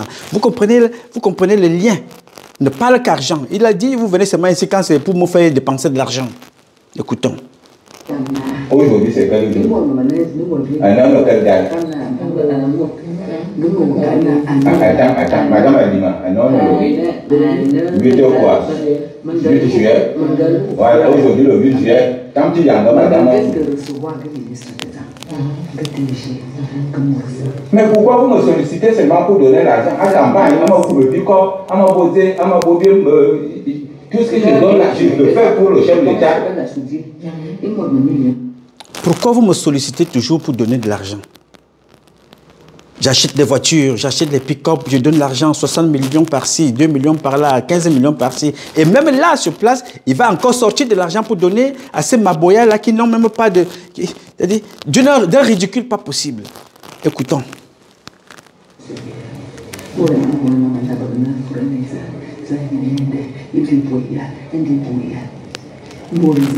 Bon, est-ce qu'en dehors du... Bon, quand tu es venu... Non, moi je vous laisse causer avec madame. Quand je vous ai appelé, bon, vous venez souvent ici, il n'y a pas de problème. On est ensemble. Tu m'envoies même des petits amis là, on est ensemble. Mais l'autre fois, madame elle-même a disparu. Mais comment... Ça fait même 2 mois, il est vrai que j'étais malade, je peux bien vous faire cadeau de mon poids. Parce que j'ai failli, si je n'étais pas homme loi, puisqu'on parle avec les le champagne. Moi aussi, j'essaie de faire le renseignement. Voilà. Ah. Moi, je vous laisse, je pars, Madame Fouda, je vous laisse, je pars. J'ai même des pertes de mémoire. Oui, je vous dis, hier, le président Touadéra m'a appelé parce que j'étais perdu. Ou bien, demain n'a pas pris le téléphone. Bon. Si j'avais eu mon contact avec Paul Biya, moi mais je ne me plains jamais. Il dit, si j'avais même un contact avec Paul Biya, souvenez-vous de ce qu'il a dit à l'ambassadeur, je vais rendre compte au président de la République. Et quand il parle de compte rendu au président de la République, c'est qu'il va parler à Mvondoyolo. Souvenez-vous que tout récemment, c'est avec Mvondoyolo qu'ils se sont retrouvés au palais présidentiel là, tout récemment. Il vous a dit, quand il parlait à l'ambassadeur, je vais rendre compte au président de la République. Il n'a jamais vu Paul Biya. Il n'a pas le contact de Paul Biya. Donc ceux qui sont autour de Paul Biya passent donc leur temps à l'utiliser lui, en lui faisant miroiter un certain nombre de choses et qui lui donnent l'impression qu'il a le pouvoir. Il peut tuer, il peut parler, il peut emprisonner. Et c'est vrai qu'il a le pouvoir. Parce qu'il vous dit que la seule personne qui le soutient, c'est Laurent Esso, qu'il a adopté. Et à travers Laurent Esso, il a réussi à faire nommer des personnes. Mais je vous dis là, c'est une industrie. Il le dit lui-même. Écoutons. Frère, je me plains, comme je te dis là, quand je finance tout, je l'écris même rarement, j'écris même ça dans les médias. En à campagne, non seulement moi qui me tourne, mais je fais combien de 20 de millions. Voilà. 10 ou 15 millions. Madame le maire de l'école, peut-être 35 millions parce que madame Jean-Claude Tout, c'est une femme sérieuse. À Benoît, elle est ici tous les jours. C'est notre sœur, mais je ne connais pas sa maison. Mais comme elle n'a ni chaussures ni rien, il y a et or, c'est elle qui, oui, c'est elle qui a fait même que mon épouse, quand elle était mère, je me suis dit au comité central. La seule personne que moi j'ai vu sérieux au Cameroun, bon, je ne connais pas Paul Biya, mais je sais. Très bien. Il dit qu'il ne connaît pas Paul Biya. La seule personne qu'il a vue qui est sérieuse au Cameroun, c'est Laurent Esso. Il ne connaît pas Paul Biya. Vous écoutez, non? Moi, je suis un archiviste. Et je prends le temps de vous amener à comprendre ce qui se passe. On a pris ce type qui est... Je ne sais pas comment Dieu l'a créé, mais ils ont jugé que c'est un bling-bling man qu'on peut facilement manipuler jusqu'à le pousser à faire des choses. Non seulement pour manipuler, pour répondre au cercle satanique, répondre à certaines conditions. Donc il fait des choses, à un certain moment, il se dit, mais attention, je suis même où là? Vous venez me voir seulement pour de l'argent? Et pose dans des crimes, et à la fin, comme il parle comme ça, et que les gens ont ce truc-là, c'est lui qu'on va finir par tuer. À la fin. Pour effacer un certain nombre de choses. Parce qu'il a beaucoup de secrets. Et ça lui a donné la grosse tête. Écoutez. C'est ce qui m'a adopté. Et quand ils m'ont adopté, ou même le ministre ne donne pas 5 francs. Écoutons. Et or, c'est elle qui, oui, c'est elle qui a fait même comme c'est Toki et ce qui m'a adopté. La seule personne que moi j'ai vu sérieux au Cameroun, bon, je ne connais pas Paul Biya, mais je sais, c'est ce qui m'a adopté. Et quand ils m'ont adopté, ou même le ministre ne donne pas 5 francs, mais le seul conseil qu'ils m'ont donné, et je vais me dire même hier, parce que pour la première fois, j'ai amené toutes mes épouses chez Souyer. J'ai pleuré. Voilà. Ce que je n'ai jamais fait. Doit quand reste tranquille. Non, c'est parce que j'ai dit que je vendais tout. Je préfère tout bas. Oui, à l'issue, on a volé 2-3 fois. À peine dès que ma grand avec les policiers. Sur contrat. Bon, si c'était quelqu'un de méchant, n'est-ce pas, j'allais dire tout ça au chef de l'État. Bon, elle était continuée vraiment. Je reviens là. Vous m'énervez, vraiment. Il va partager l'argent. Tout à l'heure, écoutez. Quand tu es venu me dire qu'on avait assassiné son fils, je n'étais même pas là. Bon, j'ai donné l'argent à un militaire là, au Belgique, c'était combien là? Et c'est qui même? Pour me retrouver. Puis ça a fait la décharge. Je vous montre. Il a dit que c'est lui, il a dit de quoi là et tout et tout et tout. Je dis votre mari, je ne l'ai jamais salué, puisque l'amiral, je ne l'ai jamais salué avec les mains. Mais je contribue parce que dès qu'on commence à faire ça. Il dit, quand on a assassiné l'enfant du contre-amiral, il a envoyé de l'argent, de 20 millions. Quelqu'un est venu décharger. La femme dit que, bon, on n'est pas sûr qu'ils ont reçu ça. Il dit, bon, retrouvez-moi parce que la personne avait déchargé. Parce que cette femme-là ment, puisqu'elle est prudente. Elle sait très bien que le gars est en train d'enregistrer. C'est pour ça que vous constatez que c'est la voix de Amourou Belinga qui sort. Cette femme-là chuchote. Non, tu es bon là, tu es bon là, tu es comme là. Parce que quand elle parle, guérir d'abord, guérir d'abord. Elles font tout. Mais comme le gars est dans un esprit comme s'il avait perdu la tête, il parle. Il sait qu'il a réussi, c'est pour avoir des éléments avec lui. Il dit qu'il a donné l'argent. Quand on a tué le fils du contre-amiral, il a donné l'argent. Vous venez seulement me voir pour demander l'argent. Écoutons. Bon, moi-même, chaque fois, madame Alimentois qui est... Ouais. Je n'ai pas fait quoi pour les attendre, et tout. Le bongo. Le bongo. Je prenais le bongo dans ma voiture. Pas même 1000 francs. Non, le problème est dans Mbagengele. Attends, hier, qu'est-ce qu'il a dit? Au moins, ils ont reçu Obama. Hier, il y a un champagne, Mbagengele. Et n'est-ce pas que j'ai dit là. Non, ma beauté.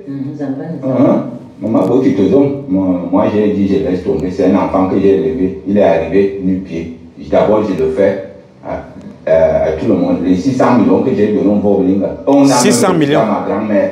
Puisque j'ai mis le Vobelinga était président de la cour d'appel. Bon, non, je veux manger d'abord, je reviens. Je suis même content, comme vraiment. Le président de la cour d'appel. Oh, écoutez attentivement cette personne. Écoutez, il va partager l'argent. Moi, j'ai dit, je laisse tomber. C'est un enfant que j'ai élevé. Il est arrivé nu-pied. 15 millions à Madame Fouda, 10 millions à l'autre. Sur place, là. 600 millions que j'ai donné au Vobelinga. On a même refusé à ma grand-mère. Il a donné 600 millions au Vobelinga. Quand vous avez autant d'argent, vous regardez ce qu'ils ont donc fait avec cet argent-là, vous ne voyez pas. 600 millions en Belinga, 40 millions à tel, 100 millions à tel, 20 millions à tel. Sur place, là où il parle là, il va débourser là sur place, chez lui à la maison. 15 millions à Madame Fouda. Et vous allez encore écouter attentivement. Il dit qu'il l'a fait à partir de son ami Laurent Esso. Il a réussi à nommer quelqu'un président du tribunal. Et sur place, il dit voilà, donnez 15 millions à Madame Fouda, là, donnez 10 millions à l'autre, sur place à la maison. Écoutez attentivement. Mvok Belinga était président de la cour d'appel. Mvok Belinga, président de la cour d'appel. C'est bien. Non, je veux manger d'abord, je reviens. Je suis même content comme vraiment donne 15 millions à Madame Fouda et 10 millions à l'autre. Oui, dis-moi. Bon, laisse alors. Vous pouvez d'abord ton mari, l'un des Camerounais, il a pour 4 000 euros. Non, mais il m'a dit, on vient de pas pour ma mettre en presse. Il ne me tue pas. Les gens viennent me donner tout ça. Bon, est-ce que les femmes ont tiré les tripages à Carrefour qui courent partout? J'ai écrit les photos où ils nous sont là. Non, attends, moi je pars. Bon, moi, c'est. Ah, si le programme de mais quand on te voit, des fois, tu es en vieux cabana. Oui, voilà, tu es en vieux cabana, mais tu caches le véhicule et tout. Ce n'est pas bien. Bon, moi, on va voir, s'il te plaît. Bien. Alors, il dit qu'il faut qu'on donne l'argent aux autres. Madame Fouda, 15 millions là, sur place. Alors, pourquoi je vous parle de tout ça? C'est pour vous démontrer la position de ce garçon-là dans le système. Il est dans le milieu. Et ça lui a donné la grosse tête. Parce que tous ces gens-là sont à ses pieds. Parce qu'il est là pour réguler l'argent qui vient de la présidence. Vous avez vu les factures, on livre des slips, il a une ribambelle de société. Donc, quand on vous dit, bon, quand on demande donc maintenant de payer les factures, de payer les impôts à la fin de l'année, ça devient un véritable problème. Parce que c'est des marchés, la plupart sont des marchés fictifs, dont les papiers sont là. Et on vous fait comprendre que c'est Ngongo qui réussit à sortir ces papiers-là. Il dit voilà, allez publier, parce que c'est un problème de réseau. Et ils savent automatiquement que ce monsieur-là représente une branche du réseau, un clan, un groupe, un réseau, qui se combattent entre eux. Je vous ai donné la liste. Lui, il n'est que là pour réguler, il ne comprend pas. Il ne sait même pas ce qu'il fait là. Il dit, j'ai pris mes enfants, ma femme, toutes mes femmes pour aller pleurer chez Laurent Esso. C'est la seule personne que j'ai trouvée sur Dieu. Je ne connais pas Biya. Vous comprenez? Amougou Belinga, il est donc capable d'humilier l'ambassadeur, d'humilier le policier, de parler n'importe comment à la femme d'un amiral ou contre-amiral. Mais un enfant de Njombe qui insulte le président, ou bien la mère du président, on l'arrête tout de suite, on le met en prison parce qu'il n'a pas d'argent. Et quand l'enfant de Njombe, là, qui travaille dans le camp, des champs de maïs, ou bien, je ne sais pas trop, de pommes, ou bien d'arachide, ou bien de cannes, là-bas en Banjok, à Njombe, on le prend, on le jette en prison, parce qu'il dit, Bolloré nous paye mal. Sous l'excès de colère comme ça, il dit un mot, que je ne veux pas reprendre ici. On le prend, on le jette en prison. Mais Amougou Belinga a le droit d'insulter. Il a le droit de qualifier les autres de tous les noms. De tous les noms d'oiseaux. Il peut dire tout ce qu'il veut. Oui, monsieur. Je vais vous faire écouter l'une de ses sorties lui-même. Elle n'est pas longue, bon, c'est quelques minutes seulement. Vous allez écouter ce que dit notre propre frère à ses frères. Et il a raison. Mais quand il le dit, je ne sais pas quelle est sa position dans tout ça. Oui, même ce truc. Quelle est sa position dans ce qu'il dit?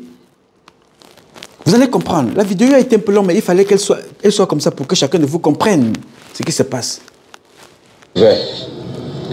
La plupart des difficultés que nous rencontrons viennent de nos frères de la région du centre.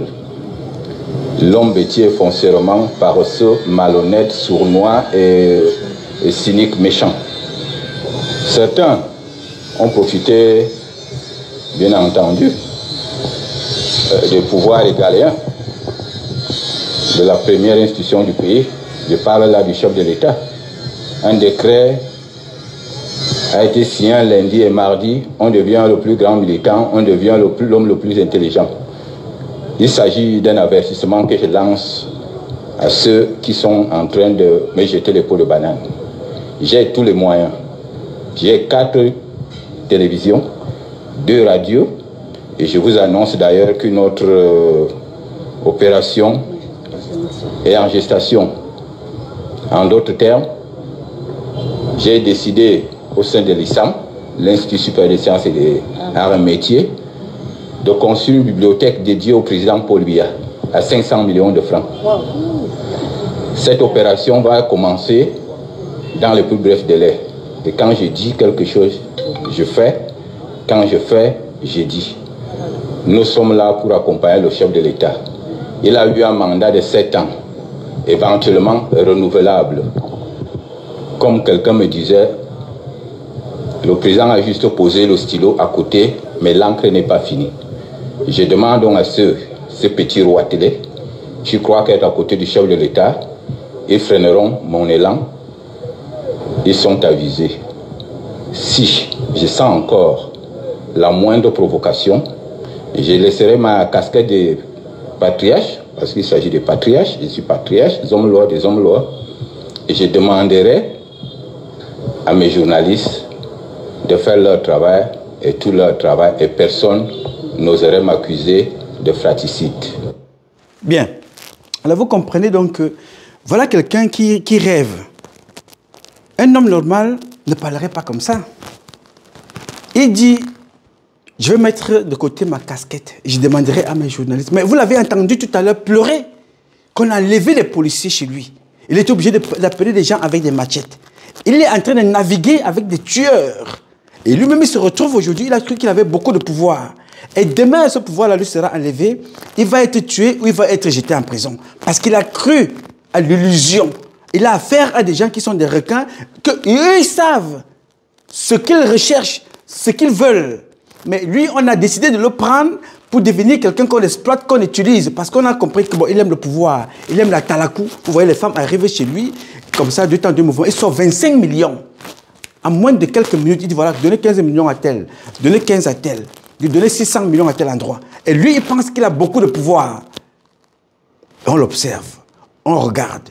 Il dit bien, quand je fais, je dis, et quand je dis, je fais. Ça a son sens. Ça, c'est Amourou Belinga. Mais le même Amourou Belinga qui te parle, là tout à l'heure, des frères qui sont méchants, ils sont aigreux, ils sont jaloux, ils décrivent, ils dépeint négativement le bêtis en général. Il n'y a pas dit certains bêtis. Il dit les bêtis en général, mais le même a arrêté ses propres frères. J'ai encore cette image dans ma tête. Un certain David Eboutou, il a jeté en prison 3 ans. Un certain Sapak, il a jeté en prison 3 ans. Il y a aussi notre professeur, il a jeté en prison. D'autres humiliés chaque fois. Il vous fait arriver chez lui, dans ses bureaux, il vous encercle, il vous filme, il vous déshabille. Tout de suite, son bureau est devenu un endroit où il faut faire justice. Et on vous filme. Il a fait la même chose à Vincent Sosten Fouda, humilié, filmé, nu, publié. Bon, ça n'inquiète personne. Je ne vois pas les bêtises s'indigner. On va vous dire que non, c'est votre frère. Quel est ce frère? Amourou Belinga porte plainte à tout le monde. Mais lui ne se présente jamais au tribunal quand il a une plainte qui a été posée contre lui. Et quand bien même les preuves l'accablent, démontrent qu'il a tort. Non, il n'est jamais condamné. Parce que son ami, c'est Laurent Esso, l'homme le plus sérieux du Cameroun. Les procès sont renvoyés éternellement jusqu'à ce que vous vous fatiguez, vous décidez d'abandonner le procès. Oui, monsieur. Et quand bien même Amourou Belinga là, qui dit être un bêtis, un patriarche, il t'appelle à ses côtés. Ou pour travailler pour lui, à la fin, il va t'humilier.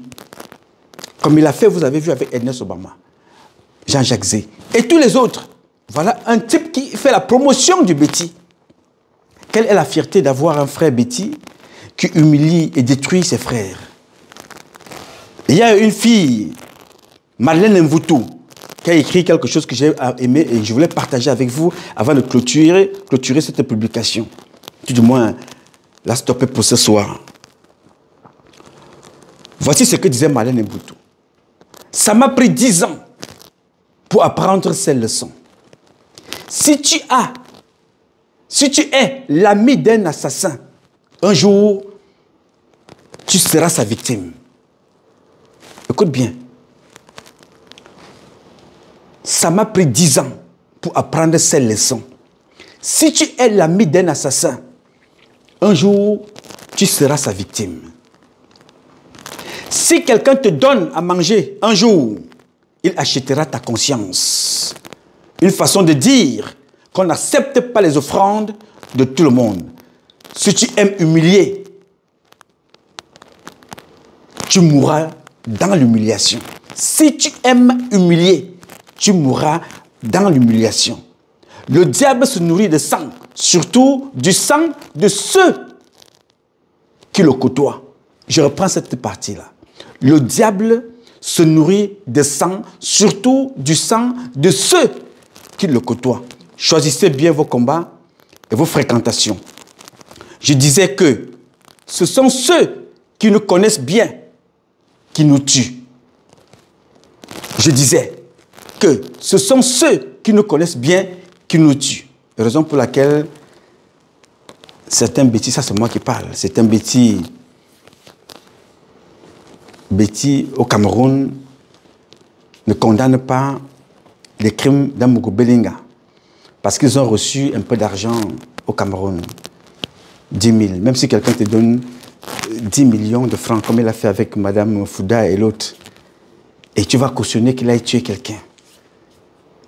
Parce que le diable ne donne pas d'argent. L'argent qu'Amougou Belinga donne, c'est l'argent qui est détourné dans les caisses, comme vous voyez là, 94, 65, ainsi de suite. C'est votre argent. Et en contrepartie, on lui demande de faire des trucs bizarres. Le diable ne donne pas l'argent. Et vous prenez cet argent-là, il prend cet argent, il vous le donne. Ça fait de vous un esclave. Vous ne pouvez pas parler. Oui, monsieur. Il te donne 2 000 $ parce que tu as rencontré en Belgique. Il te donne 5 000 $ parce que tu as rencontré en Allemagne. Tout de suite, tu perds ton âme. Tu perds ce que tu es. Tu commences à parler de lui. Pourtant, tu dis que tu soutiens Paul Biya. Et tu insultes Paul Biya parce que Paul Biya a échoué. Mais tu encourages, tu soutiens celui-là qui a contribué à l'échec de M. Biya. Celui-là qui insulte les gens, les ambassadeurs de M. Biya. Celui-là qui insulte les femmes des généraux de M. Biya. Mais tu soutiens Biya. Et tu accuses Biya d'avoir échoué. Mais tu soutiens celui-là qui l'enfonce. J'ai compris que nous, Betty, mes parents, nous avons un sérieux problème. Je ne peux pas soutenir Biya ou condamner Biya et aller soutenir Amougou Belinga. C'est terrible. Biya, en ce qui me concerne, m'a envoyé en France. Elle me faire former. J'ai fait 5 médecins d'école. J'ai fait l'EAI, l'école d'application d'infanterie à Montpellier. J'ai fait l'école de commando à Montlouis. Je rentre au Cameroun. J'ai fait l'école de parachutiste. Je rentre au Cameroun. Je reviens, je repars pour le renseignement. Je rentre au Cameroun. J'ai dit au président qu'avec ce que j'ai vu là, depuis que je travaille, je ne peux plus faire ça. Je quitte, je pars. Donc, j'abandonne Paul Biya qui m'a tout donné, qui m'a permis de faire un parcours militaire dans le métier que j'ai accepté, pour venir encourager mon propre frère du village qui tue des personnes, qui détourne l'argent. Mais je ne comprends pas. Mais je vais le soutenir au quartier, avec tout ce qui se passe. Pourquoi? Parce que Biya, ce sont les bêtis. Non, je ne fais pas ça. Non. J'ai dit non au président. Ce n'est pas pour venir soutenir quelqu'un au quartier qui concourt et continue à participer, à faire échouer le président. Non. J'ai d'ailleurs posé la question à Joanne, l'un de nos compatriotes. Il est en Angleterre. Tu es artiste. Tu te bats pour aller produire des artistes au Cameroun tous les jours. Est-ce que Amougou Belinga t'a déjà construit un petit studio communautaire pour aider tes frères du village? Pour qu'ils n'aient pas à voyager, aller... Ça coûte combien? Rien du tout. Est-ce qu'il t'a déjà aidé? Non. Bon, il m'avait donné un jour 1 million. Il t'a donné 1 million. Et tu entends comment il donne l'argent aux femmes. Les 600 millions, les 15 millions, et ainsi de suite. Il donne... Là, tu vas te donner 1 million. Et tu es dans les réseaux sociaux. Dans ton village. À Yos, il n'y a rien. Amougou Belinga vit dans le quartier le plus sale. Yaoundé. Il n'y a pas une société pour nettoyer la ville. Mais vous êtes là, Amougou Belinga, Amougou Belinga. Mais vous allez insulter le président de la République. On vous fait comprendre qu'il emploie déjà. Il faut faire l'audit de ce qu'il emploie pour voir d'où vient l'argent, quels sont ses bénéfices. Maintenant, on a des morts sous la main parce que quelqu'un a l'illusion du pouvoir. Non, monsieur.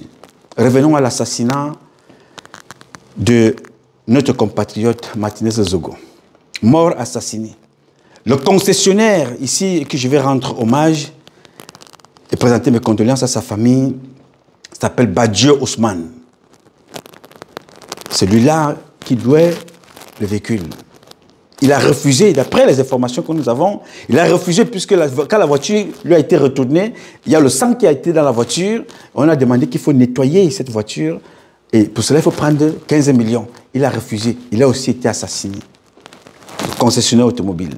D'après l'enquête qui a été menée et montée et recueillie comme information par mon frère Jipo Remingono. Martinez Zogo. Et quand on remonte donc l'enquête, et on se rend donc compte que dans cette agence où a été assassiné, qui était gérée par M. Badjo Ousmane, celui qui a enregistré le véhicule en location, le nom de celui-là, c'est Assimi Gaïtan, qui travaille dans la société de sécurité d'Amogo Belinga, Ranger Security, qui appartient à Amogo Belinga à Yaoundé. Oui, monsieur. Là, je reçois donc la note d'un de nos compatriotes qui dit, ça c'est un homme en tenue, grand frère Nouma, après le recoupement d'informations sur les... Après le recoupement de l'information ici dans la caserne, ce lundi, il ressort que le bras séculaire de l'opération de l'assassinat de Martinez Zogo a été mené et diligenté par un ancien colonel, un ancien commandant de la garde présidentielle, du nom de Etundi Nsoui. Soué Raymond Thomas et ses hommes. Voilà quelqu'un qui travaille aux côtés de Biya, qui travaille aux côtés de Biya, qui est devenu le garde, le chef de sécurité de Amogo Belinga. Et son beau-père en même temps parce que sa fille a épousé Amogo Belinga, ou il a donné sa fille à Amogo Belinga. Chargé de sécurité de l'homme d'affaires Amogo Belinga. Ou le prestataire de services, comme on dit. Alors pourquoi Jean-Pierre Amogo Belinga est accusé? Parce que c'est lui qui est la face visible de toute cette affaire. Il est entouré de tout ce monde que vous voyez. Il est entouré de toutes ces têtes que vous pouvez imaginer. Amogo Belinga n'est pas fou, mais c'est l'argent qui lui a rendu Amogo Belinga fou. Parce qu'il a le pouvoir de tous ces gens-là. Personne, aucun service de renseignement ne peut vous dire qu'ils ne savent pas ce qu'ils font. Il y a des autorités qui vont lui demander des crédits. Il demande à consulter le dossier. Il y a des gens à qui il a donné beaucoup d'argent. Vous n'entendrez personne parler. Mais ce qui est sûr et certain, c'est que plus la communauté internationale mettra la pression, les Camerounais mettront la pression, et vont sacrifier Amogo Belinga parce que la vérité va sortir. Parce que ces gens-là ne servent ni Paul Biya, ni le peuple camerounais. Ils se servent eux-mêmes. Ils se servent eux-mêmes. Je vous dis la vérité, j'interpelle ces gens-là régulièrement avec des dossiers. Tous ou presque. Je les interpelle. Je dis, voilà, Excellence, Monsieur le ministre, voici ce qui se passe dans ton camp. Voilà une femme qui a été accidentée, broyée les pieds par les militaires. À l'époque, vous avez vous-même signé que vous allez lui donner de l'argent pour qu'elle puisse se soigner. Il y a des accords, monsieur le ministre. Mais occupez-vous de ça. Non, le ministre, ce n'est pas son problème. Le ministre, c'est son business. C'est sa femme, ce sont ses enfants. Ce n'est pas la citoyenne camerounaise là qui est aujourd'hui handicapée. Elle fait tout dans son lit. Mais les papiers sont là. Est-ce que vous croyez que nous allons jeter ces papiers? Non, nous les gardons. Parce que cette femme connaîtra la justice demain. Parce que ces gens-là ne sont pas éternels. Et que si Biya ne peut pas faire, le peuple fera. Si le peuple ne peut pas faire, nous ferons. Parce que nous sommes le peuple. On ne peut pas continuer comme ça. C'est devenu la jungle. Vous êtes des ministres, vos femmes sont des femmes d'affaires. Vous êtes des colonels, vos femmes sont des femmes d'affaires. Vos enfants sont des milliardaires, elles ont les comptes bourrés. Vous êtes des généraux, ta femme est femme d'affaires, elle livre la nourriture. Mais le peuple camerounais, vous devenez des sénateurs, des députés, des maires pour aller vous cacher. Vos enfants deviennent des colonels pour tuer les autres. Oui, monsieur, nous devons tous mourir. Non, nous n'allons pas tous mourir. Nous allons nous battre jusqu'à la dernière goutte de sueur, d'énergie et de sang. Oui, monsieur. Nous n'allons pas croiser les bras et observer la mort venir nous trouver comme ça. Je le dis tous les jours. Ils vont tuer beaucoup, emprisonner beaucoup, mais ils ne nous tueront pas tous. Je salue la rapidité par laquelle vous avez réussi à monter et remonter les éléments. La rapidité avec laquelle vous avez réussi à réunir un certain nombre d'éléments. Le faisceau d'informations. Si ces informations ne vont pas servir le gouvernement de Paul Biya pour faire justice, ça servira le gouvernement à venir. Mais ce qui est sûr et certain, c'est que le gouvernement camerounais prochain, la prochaine république, se fera avec vous, avec nous, avec le peuple camerounais. Par la volonté de Dieu et avec la volonté de Dieu et pour le peuple camerounais. Il n'y a rien d'autre. Je vais conclure cette publication en vous disant, les enfants, mes chers compatriotes, mes chers amis, vous avez vu que la vie n'est rien. Et rien ne vaut la vie. Voilà un gars qui est sorti de chez lui le matin, il n'est plus jamais revenu. Voilà des gens qui se disent des humains. Monsieur Amourou Belinga, toutes les presses ont écrit. Même par hypocrisie, il aurait pu faire quelque chose, mais il n'a rien fait. Il n'a rien écrit du tout. Lui qui baptise, qui élève les prêtres, qui couronne les évêques chez lui, il a vu que quelqu'un qui faisait ça, il y a une personne qui faisait ça au Cameroun, elle s'appelait Martin Belinga Boutou. Il connaît maintenant où il se trouve. Il vend les vêtements en Inde. Je ne souhaite pas ça à Amourou Belinga, mais je lui dis tout simplement de s'en inspirer. De ce qui a été mal fait. Et de ne pas refaire la même chose. Malheureusement, c'est ce qu'il est en train de refaire. Ils n'apprennent rien. Et vous allez voir donc des gens qui vont se lever, viendront faire comprendre que voilà, ce monsieur-là, c'est ton frère. Jusqu'à quand allons-nous tuer des nôtres en disant toujours que ce sont nos frères? Ceux qui ont tué Jésus ne sortaient pas de loin. C'était ses frères aussi. Oui, monsieur. Je voudrais donc ici vous dire, les gars, nous allons nous mobiliser. Il y aura des manifestations qui vont se faire un peu partout. Mais nous allons porter plainte aussi. Il faut porter plainte officiellement contre tous ces crimes qui sont restés jusqu'aujourd'hui impunis, plus celui qui s'est ajouté. Il y aura encore d'autres crimes qui vont se poser. Mais celui-ci va nous a permis de démontrer ce que nous disons depuis une trentaine d'années. Allez regarder la vidéo Paul Biya tue 3000 Camerounais à Douala. Allez voir comment les gens allaient prendre les Camerounais dans leur maison, amener dans la forêt, tirer sur eux. Allez voir cette vidéo-là. Je ne l'ai pas faite aujourd'hui, je ne l'ai pas faite hier. Je l'ai faite quand j'étais encore presque seul sur le tapis là. Vous étiez dans vos maisons à raconter vos vies. Dieu merci, il vit dans le temps et vous a réveillé. Certains d'entre vous en tout cas. Mais ceux qui se sont réveillés ont compris qu'il faut venir rapidement. On a vu un certain Amourou Belinga qui partage l'argent. On prend, on dépose nos valeurs, on les piétine. On piétine nos valeurs. Parce qu'on a vu 2000 $, on a vu 3000 $, ou on a vu 4000 €, ou on a vu 1000 €. On perd la tête. On dit non, nos valeurs, non, non, non, non, non, non. Paul Biya peut raconter sa vie. Mais on soutient Paul Biya comme ça, au bout des lèvres. On condamne Paul Biya qu'il a fait de nous des gens pauvres, des gars qui ont fui en exil, on a nagé dans les eaux. Mais on est avec nez à nez avec ceux-là qui détruisent le système, qui t'empêchent de rentrer au Cameroun. Ces gens-là t'empêchent de rentrer au Cameroun, de rester aux États-Unis à brailler. Et quand ils arrivent, ils veulent que tu cours à leurs pieds. Et pourtant, ces gens-là ne peuvent pas écrire comme toi. Tu es docteur, tu es colonel, tu es professeur. Ils peuvent rester au Cameroun, font leur cinéma, mais toi, tu es en exil en Belgique, en Allemagne, aux États-Unis. Oui, monsieur, ils font de toi un esclave de tes convictions parce qu'ils t'ont donné 1000 francs, 1000 $. Ils veulent te faire marcher, comme disait Malène Nvuto. Non, monsieur, moi, Patrice Numa, je préfère mourir pauvre, mais digne. Oui, monsieur, je meurs pauvre, mais digne. Et je sais que je ne le suis pas. Dieu a fait de moi un enfant extrêmement riche. Extrêmement riche. Le matériel, je n'ai rien à secouer. Alors, mes chers compatriotes, toutes celles de ceux qui me font l'honneur de suivre nos publications, je vous dis beaucoup de courage. Soyez prudents. Célébrez Dieu, aimez Dieu, célébrez la vie, aimez la vie. et respecter les autres. La vie, à chaque moment, elle peut nous quitter. De toutes les façons. Je vous aime, mais Dieu vous aime plus. I love you, but God love you more. Pour la famille de mon jeune frère, Martinez Zogo, nos condoléances. Nous allons nous battre pour que tu... Je sais que de là où tu te trouves aujourd'hui, tu nous regardes. Tu as fait ce que tu avais à faire. Nous allons continuer. Dis bonjour à Charles Tebeyene.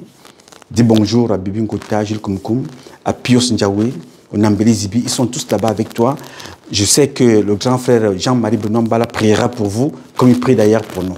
Nous allons continuer à mener le combat. Chaque fois qu'un tombe, il y en a 10 ou 20, 30 ou 50 qui naissent. Et le combat continue. Nous sommes plus nombreux. Ceux qui tentent de nous maîtriser ne sont pas nombreux. Ils vont tous tomber. I love you. May God love you more. Thank you.